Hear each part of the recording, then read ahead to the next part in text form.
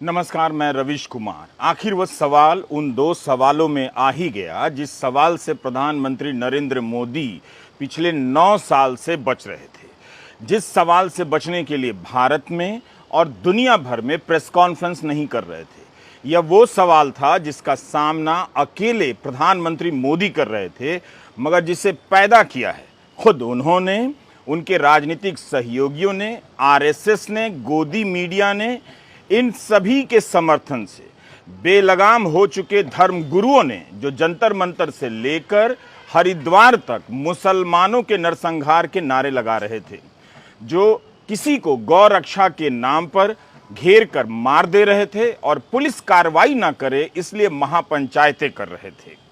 मोदी सरकार और बीजेपी की सरकारें इनके खिलाफ कार्रवाई नहीं कर रही थीं। आज इन सभी की मेहनत का नतीजा यह निकला है कि दुनिया के मंच पर इस महान और शानदार देश के प्रधानमंत्री को शर्मसार होना पड़ा है। यही वो सवाल था जिसे भारत और दुनिया भर के पत्रकार, लोकतंत्र के समर्थक, राजनीतिक चिंतक प्रधानमंत्री मोदी से पूछना चाहते थे। यही वो सवाल है जिसने उनकी अमेरिका यात्रा की चमक को मिट्टी में मिला दिया। राष्ट्रपति बाइडेन की पत्नी को तोहफे में हीरा देकर अपने लिए जीरा हासिल नहीं कर सके, बल्कि इस सवाल ने उनकी यात्रा को जीरो कर दिया है। और वो सवाल था, प्रधानमंत्री, भारत लंबे समय से दुनिया के सबसे बड़े लोकतंत्र होने पर गर्व करता रहा है, लेकिन कई मानवाधिकार समूहों का कहना है कि आपकी सरकार ने धार्मिक अल्पसंख्यकों के साथ भेदभाव किया है, आलोचकों को चुप कराया गया है। आप यहाँ व्हाइट हाउस में हैं, जहाँ विश्व के कई नेताओं ने लोकतंत्र की रक्षा को लेकर अपनी प्रतिबद्धता दोहराई है। आप और आपकी सरकार मुसलमानों और अन्य अल्पसंख्यकों के हकों को बेहतर करने और आज़ाद अभिव्यक्ति की रक्षा के लिए क्या कदम उठाने जा रही है? Mr. Prime Minister, India has long prided itself as the world's largest democracy, but there are many human rights groups who say that your government has discriminated against religious minorities and sought to silence its critics. As you stand here in the east room of the White House, where so many world leaders have made commitments to protecting democracy, what steps are you and your government willing to take to improve the rights of Muslims and other minorities in your country and to uphold free speech? गोली मारो के नारे लगाने वाले को राज्य मंत्री से कैबिनेट मंत्री बनाने वाले प्रधानमंत्री मोदी ने अपनी राजनीतिक सफलता की कीमत पर इस महान देश के लोकतंत्र को छोटा कर दिया। गोदी मीडिया का बैंड बाजा बारात निकालकर केवल वाहवाही की फिल्म दिखाने के बाद भी यह सवाल उस नायक की तरफ पर्दे पर एंट्री मार गया, जिसे देखते ही गोदी मीडिया से लेकर हाउसिंग सोसाइटी के अंकिल भाग खड़े हुए। जब यह सवाल पूछा जा रहा था तब प्रधानमंत्री का हाव भाव, उनका चेहरा बता रहा था कि उन पर यह सवाल कितना भारी पड़ रहा है। इस सवाल के सामने भारत के प्रधानमंत्री की 20 साल की राजनीति उस छात्र की तरह हाथ बांधकर चेहरा लटका कर खड़ी थी जिसे नकल करते हुए मास्टर जी ने पकड़ लिया हो। प्रधानमंत्री ने जवाब में कुछ कहा, मगर वो जवाब नहीं, निश्चित रूप से उस सवाल का जवाब तो बिल्कुल नहीं।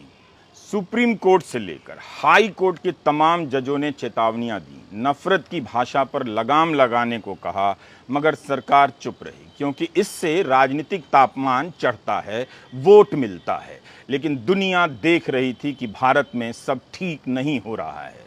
बल्कि व्हाइट हाउस में यह सवाल बाद में पूछा गया, इससे पहले न्यूयॉर्क की सड़कों पर पूछा जाने लगा। दुनिया भर में रहने वाले भारतीयों को वोट बैंक में बदलने, बांट देने और मोदी मोदी कराने की राजनीति ने बाहर रहने वाले भारतीयों को अलग कर दिया है। मोदी सिस्टम ने विदेश में रहने वाले भारतीयों को इतना इस्तेमाल किया कि इसकी प्रतिक्रिया इसी तरह होनी थी। एक तरफ भारतीय मोदी मोदी कर रहे थे और करवाए जा रहे थे, तो दूसरी तरफ भारतीय लोगों का दूसरा गुट अलग अलग मुद्दों को लेकर वॉशिंगटन से लेकर न्यूयॉर्क की सड़कों पर प्रधानमंत्री का विरोध कर रहा था। गोदी मीडिया ने इस ट्रक को नहीं दिखाया, लेकिन इस ट्रक पर वो सारे सवाल पूछने के लिए लिखे गए थे कि पूछिए कि उमर खालिद की रिहाई क्यों नहीं हुई, पूछिए कि महिला पहलवान क्यों धरने पर बैठी हैं। इसी ट्रक पर वो डॉक्यूमेंट्री भी दिखाई जा रही थी जिसे मोदी सरकार ने बैन कर दिया। अमेरिका में रहने वाले मणिपुर के लोग बैनर लेकर आ गए। यह वही सवाल था जो अमेरिकी कांग्रेस के 75 सांसद बाइडेन को पत्र लिखकर कह रहे थे, पूछिए मोदी से कि भारत में प्रेस की स्वतंत्रता का दमन क्यों हो रहा है। यह वही सवाल था जब अमेरिकी संसद के कई प्रतिनिधियों ने कहा कि भारत में मुसलमानों के खिलाफ हिंसा हो रही है, उनके साथ भेदभाव हो रहा है। यह वही सवाल था जब बीबीसी की डॉक्यूमेंट्री बंद कर दी गई, बीबीसी के दफ्तर में छापे मारे गए, तब भी पूछा गया और इस डॉक्यूमेंट्री को दिखाकर अब लोगों ने दुनिया भर में विरोध जताना शुरू कर दिया है। प्रधानमंत्री नरेंद्र मोदी से पूछा गया यह सवाल कई सवालों का एक सवाल था। आलोचकों को जेल भेजना, कई महीनों तक जेल में रखना, जमानत नहीं मिलना, अवैध रूप से रासुका नेशनल सिक्योरिटी एक्ट लगा देना, यह सब हो तो रहा था और लोगों को लग रहा था कि बिना जमानत के फर्जी केस में महीनों जेल में रखा जा रहा है। तब गोदी मीडिया, बीजेपी, आईटी सेल इन लोगों को एंटी नेशनल कह रहा था। आप असम में अखिल गोगोई और यूपी के डॉक्टर कफील खान का केस याद कर लीजिए, उमर खालिद का केस याद कर लीजिए, भीमा कोरेगांव का केस देख लीजिए। इन हरकतों से भले ही प्रधानमंत्री मोदी का वोट बैंक उत्साहित हो रहा था, मगर उसने इस उत्साह में भारत की साख दांव पर लगा दी है। हम एक बार फिर से अमेरिकी पत्रकार के सवाल को दोहराते हैं, जिसे कोई भारतीय पत्रकार पूछ लेता वहां पर तो वहीं पर उसकी नौकरी चली जाती। इस सवाल ने मोदी मोदी के नारे लगाने वाले गोदी मीडिया के एंकरों को भी एक्सपोज कर दिया है, उनका पर्दाफाश कर दिया है कि वो ये सवाल मोदी से नहीं पूछ सके। और वो सवाल था, प्रधानमंत्री, भारत लंबे समय से दुनिया के सबसे बड़े लोकतंत्र होने पर गर्व करता रहा है, लेकिन कई मानवाधिकार समूहों का कहना है कि आपकी सरकार ने धार्मिक अल्पसंख्यकों के साथ भेदभाव किया है, आलोचकों को चुप कराया गया है। आप यहाँ व्हाइट हाउस में हैं, जहाँ विश्व के कई नेताओं ने लोकतंत्र की रक्षा को लेकर अपनी प्रतिबद्धता दोहराई है। आप और आपकी सरकार मुसलमानों और अन्य अल्पसंख्यकों के हकों को बेहतर करने और आज़ाद अभिव्यक्ति की रक्षा के लिए क्या कदम उठाने जा रही है? ये सवाल वॉल स्ट्रीट जर्नल की पत्रकार सबरीना सिद्दीकी ने पूछा। भारत में मोदी समर्थक और आईटी सेल के लोग आरोप लगा रहे हैं कि जानबूझकर पूछा गया सवाल है, मोटिवेटेड है, ये बौखला गए हैं। इन्हें पता होना चाहिए कि यात्रा शुरू होने से पहले प्रधानमंत्री नरेंद्र मोदी ने वॉल स्ट्रीट जर्नल को ही इंटरव्यू दिया था, तब भी वॉल स्ट्रीट जर्नल ने यही सवाल पूछा था। सवाल यह था कि मोदी के विरोधियों और मानवाधिकार कार्यकर्ता आरोप लगाते हैं कि मोदी की हिंदू राष्ट्रवादी पार्टी धार्मिक आधार पर ध्रुवीकरण की राजनीति करती है और लोकतंत्र को कमजोर कर रही है, प्रेस को दबाया जा रहा है। हमने आपको 21 जून के वीडियो में इस सवाल के बारे में बताया था कि कैसे इस सवाल में प्रश्नवाचक चिन्ह तक नहीं था। इंटरव्यू करने 3 रिपोर्टर गए थे, किसने पूछा पता नहीं चला। उस अखबार को भी प्रधानमंत्री ने वही जवाब दिया था जो व्हाइट हाउस में दिया और जो नेहरू के समय से दिया जा रहा है। हजारों साल से भारत एक ऐसी भूमि रहा है जहां सभी आस्थाओं को मानने वाले लोग आज़ादी, शांति और समृद्धि के साथ रहते आए हैं। आप पाएंगे कि दुनिया के सभी धर्मों के लोग भारत में रहते हैं। क्या यह कोई जवाब है? पूछा जा रहा है कि प्रेस को दबाया जा रहा है, तो जवाब दे रहे हैं हजारों साल से सभी आस्था के लोग भारत में रह रहे हैं। ये क्या जवाब है? कम से कम प्रधानमंत्री नरेंद्र मोदी कह सकते थे कि ऐसी घटनाएं हुई हैं, मगर जब भी हुई हैं हमारी सरकार ने कदम उठाए हैं। व्हाइट हाउस में वॉल स्ट्रीट जर्नल की सबरीना सिद्दीकी ने जो सवाल पूछा, क्या उसका जवाब कुछ अलग से है? आप ध्यान से सुनिए। इस जवाब में प्रधानमंत्री बात को कहां से कहां ले गए, जैसे उनसे कहा गया हो कि अच्छा लोकतंत्र क्या है उसके बारे में आप 10 लाइनें बोलकर बताइए। नहीं, उनसे सवाल पूछा गया कि आपकी सरकार आलोचकों को जेल भेजती है, मुसलमानों के साथ दुर्व्यवहार किया जा रहा है, भेदभाव किया जा रहा है, लेकिन प्रधानमंत्री नरेंद्र मोदी से सीधे सीधे जवाब देते नहीं बना। आप भी सुन लीजिए, हिंदी में ही बोल रहे हैं। मुझे आश्चर्य हो रहा है कि आप कह रहे हैं कि लोग कहते हैं नहीं, भारत डेमोक्रेसी है। और जैसा राष्ट्रपति बाइडेन ने कहा, भारत और अमेरिका दोनों के डीएनए में लोकतंत्र है। लोकतंत्र हमारा स्पिरिट है, लोकतंत्र हमारी रगों में है, लोकतंत्र को हम जीते हैं और हमारे पूर्वजों ने उसको शब्दों में ढाला है संविधान के रूप में। और हमारी सरकार लोकतंत्र के मूलभूत मूल्यों को आधार लेकर के बने हुए संविधान के आधार पर चलती है। और हमारा संविधान और हमारी सरकार, और हमने सिद्ध किया है डेमोक्रेसी कैन डिलीवर। और जब मैं डिलीवर कहता हूं तब कास्ट, क्रीड, रिलीजन, जेंडर, किसी भी भेदभाव को वहां जगह नहीं होती है। और जब हम लोकतंत्र की बात करते हैं तब अगर ह्यूमन वैल्यूज नहीं है, ह्यूमैनिटी नहीं है, ह्यूमन राइट्स नहीं है, फिर तो वो डेमोक्रेसी है ही नहीं। और इसलिए जब आप डेमोक्रेसी कहते हैं, जब डेमोक्रेसी को स्वीकार करते हैं और जब हम डेमोक्रेसी को लेकर के जीते हैं, तब डिस्क्रिमिनेशन का कोई सवाल ही नहीं उठता है। और इसलिए भारत सबका साथ, सबका विकास, सबका विश्वास, सबका प्रयास, उन मूलभूत सिद्धांतों को लेकर के, और इसलिए हम चलते हैं। भारत में सरकार के जो बेनिफिट्स हैं वो एक्सेस टू ऑल है, जो भी उसके हकदार हैं उन सबको मिलते हैं। इसलिए भारत के लोकतांत्रिक मूल्यों में कोई भेदभाव नहीं है, न धर्म के आधार पर, न जाति के आधार पर, न उम्र के आधार पर, न भूभाग के आधार पर। सबका साथ, सबका विश्वास, क्या जमीन पर जो हो रहा है वह सच नहीं है? दिन भर गोदी मीडिया में एंटी मुस्लिम डिबेट चलता है, क्या वो सच नहीं है? हेट स्पीच को लेकर सुप्रीम कोर्ट सरकारों को नपुंसक तक कह चुका है, क्या वो सच नहीं है? प्रधानमंत्री ने सवाल का जवाब नहीं दिया, लोकतंत्र और संविधान का उद्देश्य बताने लग गए। ये थोड़ी ना पूछा गया था। दरअसल उनके पास इस सवाल के जवाब ही नहीं हैं। अमेरिका में भी नहीं है और यहां भारत में भी नहीं है।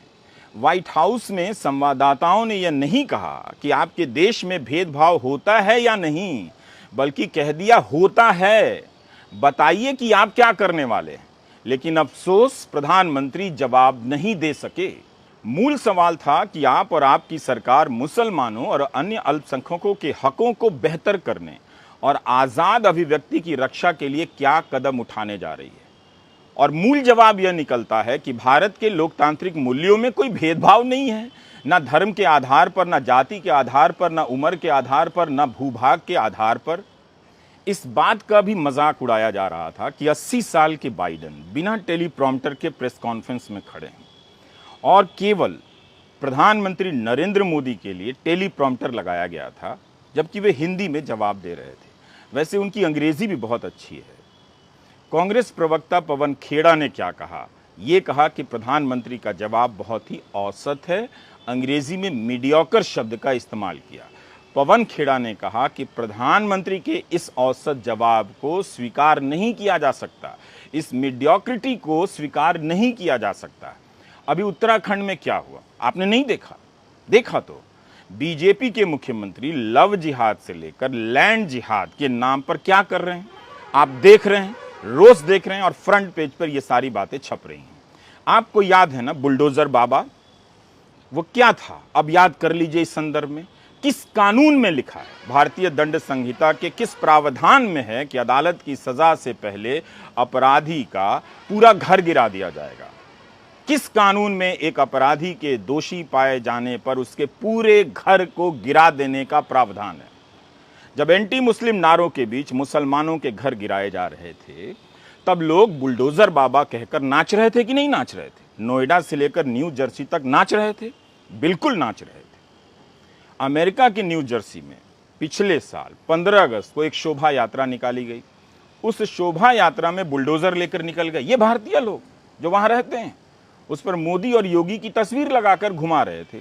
भारत के किसी कानून में बुलडोजर से घर गिराने का प्रावधान नहीं है, फिर भी बाबा को बुलडोजर कहा गया।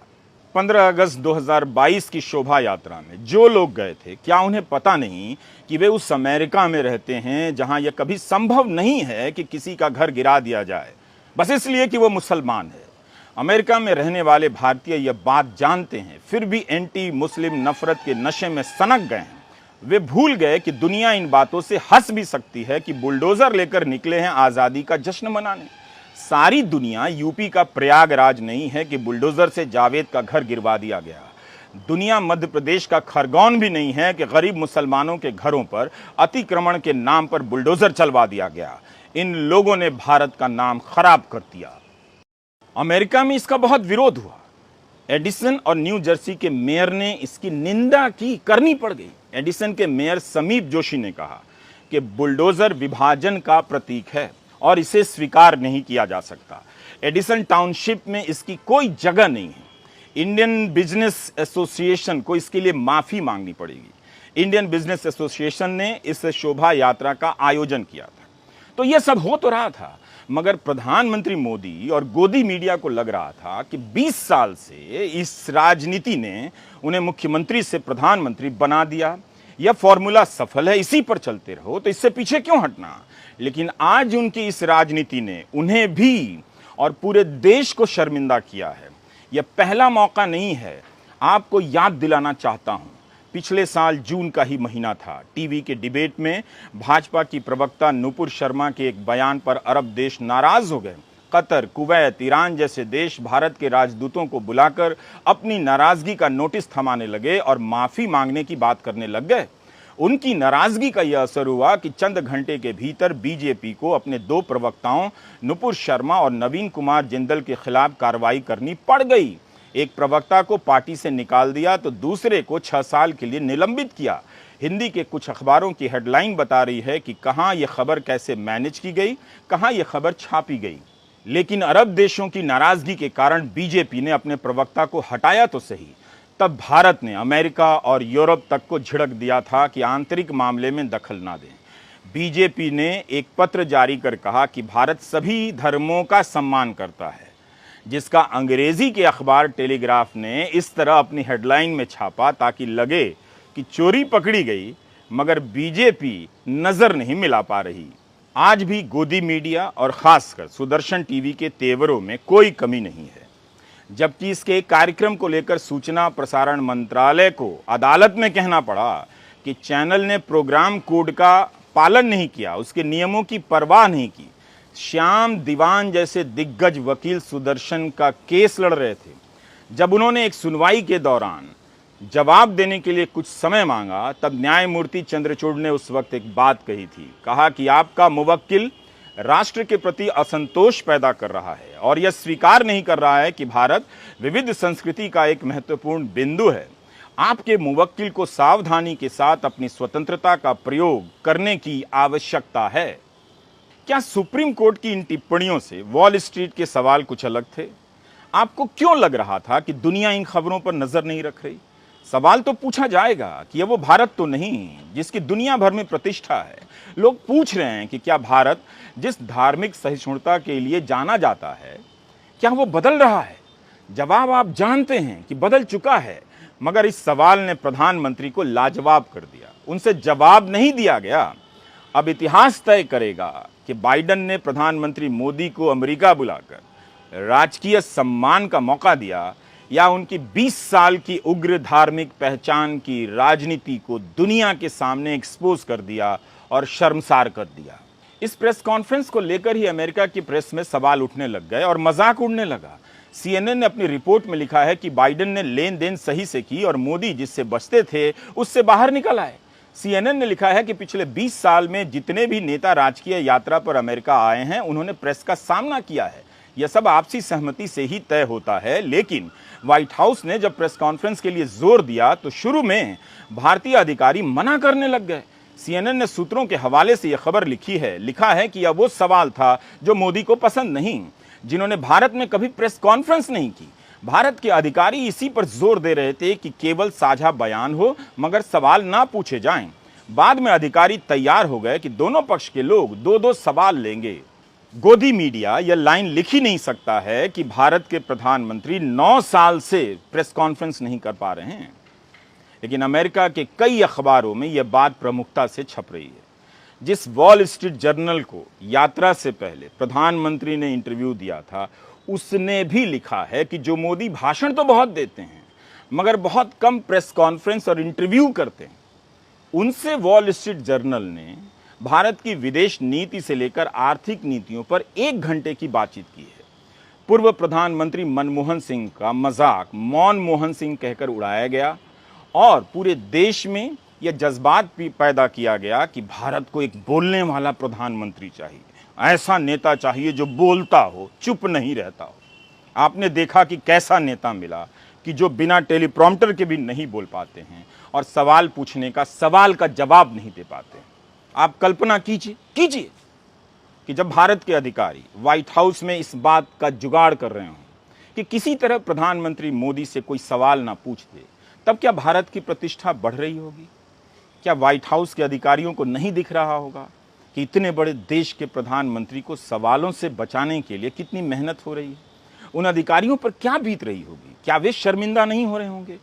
वे भी तो भारत का प्रतिनिधित्व करते हैं, लेकिन उन्हें अपने प्रधानमंत्री को सवालों से बचाने का काम करना पड़ रहा था। यह केवल और केवल शर्मनाक है। प्रेस कॉन्फ्रेंस में आएंगे और 2 सवाल लेंगे, इसकी भी घोषणा अमेरिका में धूमधाम से की गई ताकि दुनिया को पता चल जाए कि जो प्रेस कॉन्फ्रेंस से भाग रहे थे उन्हें हम प्रेस कॉन्फ्रेंस में लेकर आ रहे हैं। ये बहुत खराब किया अमेरिका ने भारत के साथ और भारत के प्रधानमंत्री नरेंद्र मोदी के साथ। अमेरिका के राष्ट्रीय सुरक्षा परिषद के प्रवक्ता जॉन किर्बी की टिप्पणी भी आप खास तौर से नोट कीजिए। जॉन किर्बी कहते हैं कि हम इस बात के लिए आभारी हैं कि प्रधानमंत्री मोदी इस यात्रा के अंत में होने वाली प्रेस कॉन्फ्रेंस में हिस्सा लेने जा रहे हैं। हम मानते हैं कि यह काफ़ी महत्वपूर्ण है और हमें इस बात की खुशी है कि प्रधानमंत्री भी मानते हैं कि यह ज़रूरी है ना कमाल? जो प्रधानमंत्री 9 साल में एक प्रेस कॉन्फ्रेंस नहीं कर सके, वो अमेरिका में जाकर मानने लगे कि प्रेस कॉन्फ्रेंस में हिस्सा लेना ज़रूरी है। जो खुद 2019 में ट्रंप के समय सवाल लेने से इनकार कर चुके थे। जॉन किर्बी का यह बयान बताता है कि इस यात्रा में अमेरिका उन पर भारी पड़ गया। राजकीय सम्मान देकर उन्हें राजनीतिक रूप से शर्मसार कर दिया। ये बाइडन का मास्टर स्ट्रोक था। 75 सांसद बाइडन से कह रहे थे कि मोदी से सवाल पूछिए। बाइडन ने मोदी को सवालों के सामने लाकर खड़ा कर दिया और वही सवाल पूछा गया जो उस पत्र में था। मुझे नहीं पता कि इन सवालों से भागते या बचते रहने वाले प्रधानमंत्री मोदी ने उस वक्त अक्षय कुमार को याद किया या रवीश कुमार को, लेकिन आज दुनिया ने देखा कि भारत के प्रधानमंत्री सवालों से थर्रा जाते हैं। ओबामा ने भी तो वही कहा जो वॉल स्ट्रीट जर्नल की सबरीना सिद्दीकी ने पूछा। ऐसा लगता है कि सारा अमेरिका इस बार इसी तैयारी में था कि आने दो, घेरते हैं, पूछते हैं। CNN की एंकर क्रिस्टियाना अमनपोर से बराक ओबामा ने कहा कि मैं सोचता हूं कि अगर राष्ट्रपति प्रधानमंत्री मोदी से मिलते हैं तो हिंदू बहुसंख्यक भारत में मुसलमान अल्पसंख्यकों की सुरक्षा का जिक्र तो करना ही चाहिए, और अगर मुझे प्रधानमंत्री मोदी से बातचीत का मौका मिलता जिन्हें मैं अच्छी तरह से जानता हूं, तो मेरा यही तर्क होता कि अगर आप अल्पसंख्यकों के अधिकार की रक्षा नहीं करते हैं तब इस बात की बहुत संभावना है कि इससे भारत किसी बिंदु पर जाकर दरकने लगेगा। हमने देखा भी है कि जब आंतरिक स्तर पर टकराव का पैमाना बड़ा होने लगता है तब क्या होता है। ऐसा हुआ तो यह भारत के हितों के खिलाफ होगा, केवल मुस्लिम भारत के खिलाफ नहीं बल्कि हिंदू भारत के खिलाफ भी। इसलिए मैं मानता हूं कि इन चीज़ों के बारे में ईमानदारी से बात होनी चाहिए। पूर्व राष्ट्रपति बराक ओबामा को प्रधानमंत्री बराक कहा करते थे, बराक, यह दिखाने के लिए कि कितनी नज़दीकी है। यही ओबामा थे जिन्होंने प्रधानमंत्री मोदी पर लगे वीज़ा बैन को हटाया था। गुजरात दंगों के कारण उन पर वीज़ा बैन था और वे अमेरिका नहीं जा सकते थे और ओबामा ने ही उन्हें व्हाइट हाउस में बुलाया था। आपने गौर किया होगा कि ओबामा हिंदू भारत और मुस्लिम भारत जैसे शब्दों का इस्तेमाल कर रहे हैं। विदेश मंत्री एस जयशंकर को तुरंत इसका खंडन करना चाहिए। वे इसके एक्सपर्ट हैं, करना भी चाहिए, और बताना चाहिए कि बुलडोजर चलाने की घटना और उत्तराखंड में फर्जी खबर के आधार पर मुसलमानों को दुकानों से भगाने की खबर और स्वामी जी का बयान ओबामा से कैसे अलग है, ये भी हमें समझा दें। कितनी बदनामी हुई है, हर जगह ओबामा का यह बयान दुनिया भर में छपा है। किस लिए? क्योंकि एंटी मुस्लिम से हाउसिंग सोसाइटी के गेट पर बैठने वाले फालतू अंकिलों के बीच माहौल बनता रहे कि भारत का नाम हो गया है और एंटी मुस्लिम बातें चलती रहे, व्हाट्सएप में फॉरवर्ड होता रहे। क्या आप नहीं जानते हैं कि 9 साल से क्या हो रहा है इस देश में? मोदी मोदी हो रहा है और मोदी मोदी के नाम पर यही सब हो रहा है उसके पीछे। इसके लिए भारत जैसे महान देश की प्रतिष्ठा दांव पर लगा दी गई। भारत में प्रेस की क्या स्थिति है, यह अमेरिका को कहने की जरूरत नहीं, आपको खुद पता है। हमने हजार नहीं लाखों बार यह बात कही है कि भारत का मीडिया गोदी मीडिया है। यही नहीं, कम्युनिटी टू प्रोटेक्ट जर्नलिस्ट ने वॉशिंगटन पोस्ट अखबार में पूरे पन्ने का विज्ञापन ही दे दिया। इस पर लिखा है कि भारत में प्रेस का दमन हो रहा है। गिरफ्तार किए गए पत्रकारों की तस्वीरें हैं, गौतम नवलखा की तस्वीर है। दुनिया हैरान है कि भारत जैसे देश में गोदी मीडिया हो सकता है और सवाल पूछने वालों को जेल भेजने से लेकर नौकरी से निकाला जा सकता है। यह विज्ञापन कहीं से भी अमेरिका में भारत का परचम नहीं लहराता है। भारत को आदर की निगाह से देखने वाले लोग भारत को लेकर बहुत चिंतित हैं। ये उनकी चिंता का प्रश्न है। इसके लिए राहुल गांधी जिम्मेदार नहीं है कि उन्होंने विदेश में जाकर यह बात कह दी। दूसरे देश के लोगों को पता है कि भारत में क्या हो रहा है। यात्रा से पहले अगर आपने दी इकोनॉमिस्ट के 2 अंकों को देखा होता, मिलाकर देखा होता, तो आप समझ जाते कि 9 साल में प्रधानमंत्री मोदी खुद को कहां से कहां ले आए हैं और भारत की छवि उनके कार्यकाल में कैसी बन गई है। जून 2017 के द इकोनॉमिस्ट के इस कवर को देखिए। मोदी शेर की सवारी कर रहे हैं। इस फोटो के नीचे एक लाइन लिखी है, सुधार का भ्रम। जून 2023 के इस कवर को देखिए। बाइडन ने शेर को पालतू बना लिया है। फोटो के साथ लिखा है कि अमेरिका का नया बेस्ट फ्रेंड। शेर की सवारी करने वाले मोदी के शेर को अमेरिका ने अब पालतू बना लिया है और इससे भारत का नाम नहीं होता है। अंकिलों, अब आंखें खोलो। क्या अमेरिका ने चीन को लेकर कुछ भी कहा कि भारत के हिस्से का अतिक्रमण किया है, अब वहां से पीछे जाइए। बीजेपी के ही सांसद हैं सुब्रमण्यम स्वामी, उन्होंने ये बात उठाई है कि भारतीय क्षेत्र में चीन के अतिक्रमण को लेकर अमेरिका ने कुछ कहा ही नहीं, तब भी चीन के खिलाफ अमेरिका और भारत की ये दोस्ती कैसी हो गई। ऐसा नहीं है कि हम लोकतंत्र को लेकर अमेरिका के रिकॉर्ड को नहीं जानते हैं, फिर भी आप वहाँ बांग्लादेश, नेपाल, पाकिस्तान, भारत से जाकर आराम से बसते हैं, नागरिकता लेते हैं और वहाँ के सरकारी पदों पर पहुँचते हैं। उसके लोकतंत्र में आज भी ये खूबी है जो भारत के लोकतंत्र में नहीं है। यह वही देश है जिसने इराक और अफगानिस्तान को बर्बाद कर दिया, लेकिन इसी देश के भीतर भी आज लोकतंत्र के पतन को लेकर गहन चर्चा है। बाइडन और ट्रंप के खिलाफ केस मुकदमों की फाइलें खुल रही हैं और ट्रंप अदालतों पर आरोप लगा रहे हैं, तो सवाल पूछा जा रहा है कि बाइडन के खिलाफ कार्रवाई क्यों नहीं हो रही है। अमेरिका अपने सवालों से जूझ रहा है, उसके लोकतंत्र का संकट भी बाहर आ रहा है। प्रधानमंत्री मोदी अगर स्वाभाविक रूप से जवाब देते तो इन सभी बातों का जिक्र कर सकते थे। सबरीना सिद्दीकी की तरह भारत का गोदी मीडिया या एंकर भी इस तरह के सवाल बाइडन से पूछ सकता था, मगर वो सवाल पूछने के लायक ही कहां रहा। लेकिन जिस जवाब के नाम पर लोकतंत्र की परिभाषा और सबका साथ, सबका विश्वास करने लग गए प्रधानमंत्री मोदी, कहते हैं कि ऐसी घटनाएं अमेरिका में भी हो रही हैं, भारत में भी हो रही हैं, यही कह देते। यह दोनों के लिए चुनौती है, लेकिन वे अपनी राजनीति के खिलाफ अगर बोल देते तो गोदी मीडिया फिर क्या करता, IT सेल क्या करता और जगह जगह खड़ी की गई हिंदू रक्षक सेनाएं क्या करती। प्रधानमंत्री की इस यात्रा से भारत को क्या मिला, इस पर अलग से चर्चा होगी। विश्व व्यापार संगठन के किन शर्तों को हटाया गया और उससे अमेरिका को लाभ हुआ या भारत को, इस पर चर्चा होगी। राजकीय सम्मान के तामझाम से इस यात्रा के हासिल पर आप पर्दा नहीं डाल सकते। यह वो यात्रा है जिसे शायद ही प्रधानमंत्री याद रखना चाहेंगे। इस यात्रा में मोदी से चौतरफा सवाल पूछे गए जो उनके ही नहीं, भारत की साख को भी हल्का करते हैं। कई लोगों ने लिखा है कि रूस ने यूक्रेन पर हमला किया, अगर मोदी इस पर खुद को न्यूट्रल कहते हैं, तब चीन ने भारत के क्षेत्र का अतिक्रमण किया, इस पर भी सबको न्यूट्रल रहना चाहिए।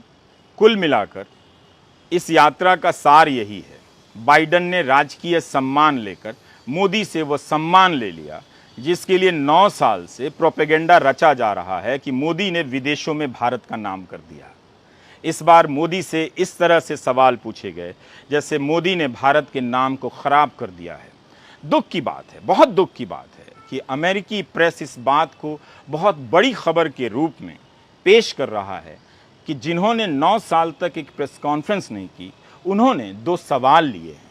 इससे भारत की मर्यादा को बहुत धक्का पहुंचा है। नमस्कार, मैं रवीश कुमार।